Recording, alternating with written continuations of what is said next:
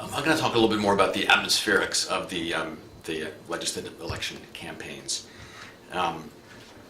During the weeks before the election, the sondage, the election surveys suggested that Nida Tunis would win, as indeed happened. But many of the people I spoke to didn't really believe them, and I'll try to give you some sense of why. I didn't believe them either. The two campaigns were vastly different. I'm talking about the two main parties, Nida Tunis and Nahda. Many people discounted all the smaller parties. In fact, there was a very active effort by Nida Tunis to say, vote for us. If you're not going to vote for Nahda, vote for us, because otherwise you're wasting your vote. The Nida Tunis campaign, let me give you an example. There was a large rally the week before the election in the city of Sousse, on the coastal area. And it was in a huge auditorium. They had bussed in a lot of people. And there seemed to be an effort to make the place look more crowded than it was. There certainly seemed to be a lot of money being spent, but it was mostly sort of fancy flags and loud music and sort of election machinery without an awful lot of real enthusiasm, from what I could tell. Much of the event consisted of a 25-minute black and white video about Bourguiba, who, as you all know, was Tunisia's great post-independence leader, autocratic leader, who is venerated now, and there was tremendous nostalgia for his rule. And at the end of that 25-minute video, which I thought at this point was kind of odd, I mean, it's as if Bourguiba himself were running. They showed an enormous picture of Bourguiba himself in sort of shades of gray. It was a photograph from when he was quite an old man. And then they had digitally altered it so that his lips began to move and he began to address the crowd. So this was, kind of macabre. Finally, Beji Kaida Sebsi, who I'm sure has been mentioned, is 88 years old, came on and spoke briefly, understandably briefly, he's at that age. But people began leaving before he had even finished the speech, which I thought was kind of odd. During the speech, he spoke in a tone that also kind of surprised me. There was a feeling not only of nostalgia or need to recapture a lost golden age, but of panic and desperation.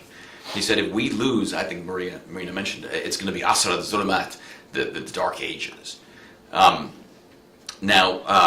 Another thing that I found striking was that the other speakers all referred to Beji, as everybody calls him, Beji, or Bejbouj is his other nickname, as a Zaim, which if you lived in Lebanon is a slightly troubling word. It sort of suggests it's like boss, like capo,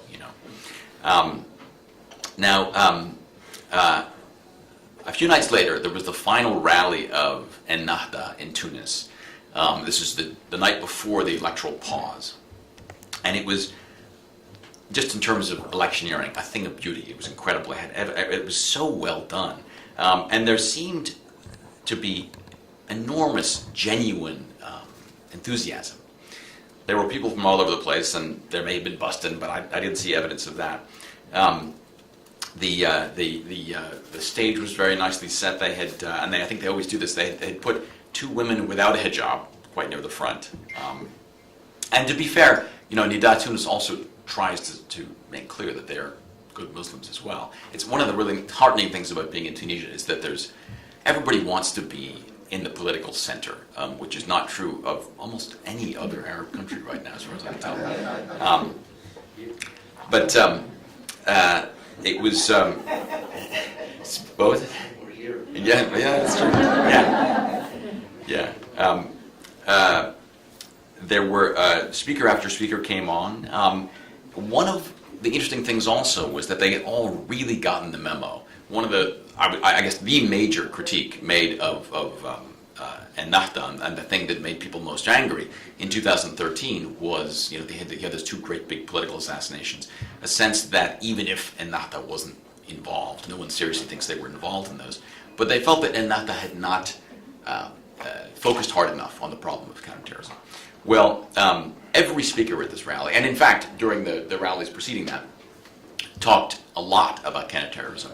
And there had been just days previously this incident just outside of Tunis where some people in, apparently this group of women jihadis had been holed up, and there had been an exchange of fire and they'd all been killed. One of the officers involved was also killed. Well, I think every single speaker at this Ennahda rally mentioned that officer by name and said he was a martyr for Tunis. So they're on message in a kind of striking way. Khanouchi, of course, spoke at great length. It was really remarkable. At that point, I was thinking, well, I mean, and the other thing, it's not just a question of a couple of rallies. And Ennahda was all over the country, according to everybody I spoke to, for weeks, knocking on doors everywhere. The contrast is amazing. One political analyst who I spoke to at that time characterized Nida Tunis as a sick lion guiding a pack of errant wolves. So they're very different parties. Nida Tunis is, as you know, founded by Beji Qaida Sebsi, but it's like a real rattle bag ideologically. There are people all over the place in that party. Not much of a sense of vision. It's a one-man party. One man and one principle, which is defeat Ennahda. I didn't really sense any sort of political or ideological project behind it. I think they're sort of working on that now. So a striking difference. One thing I also noticed on election day, I was mostly in Sidi Bouzid, but I was also in Tunis. I met many people, almost everyone I met, let's say most of the people I met, were going to vote for Nida Tunis. But they did not seem very enthusiastic about it. They said they were going to vote for it for balance, because they didn't want Ennahda. A lot of people felt Ennahda had done a poor job, and again, other people have mentioned this is a fairly common thing after an initial sort of post-revolutionary period. The first party to be dominant in power suffers. They felt they had to somehow teach Ennahda a lesson, but they didn't want Nida Tunis to be dominant either. They wanted to keep both parties in the air. This seems to me, in a sense, political maturity, but it also does raise the question of how those groups are going to share power. If I have any time left, I want to speak a little bit also about civil society. We've heard a little bit about some of the election monitoring groups, which I also thought were just fantastic. iWatch, Murakiboon, and others were really hardworking and very much involved, did great election projections.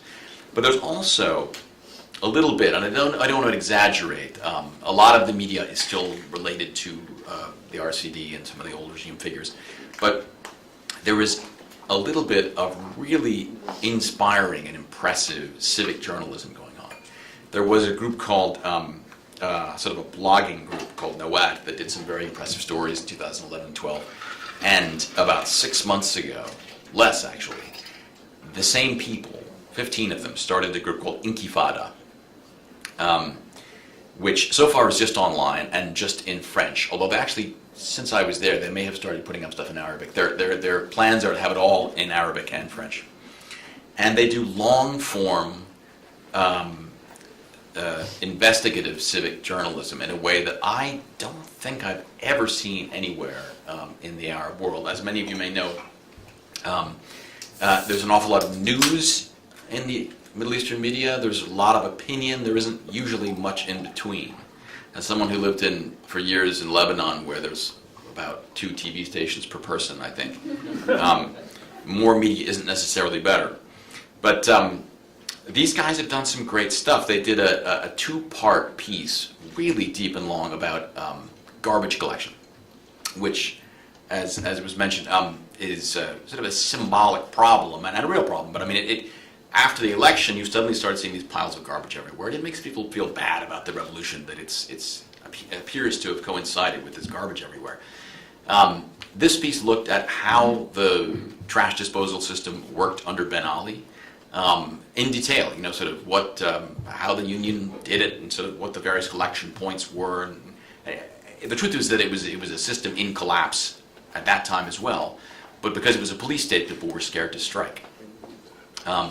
once the revolution happened, that failing system became evident, essentially.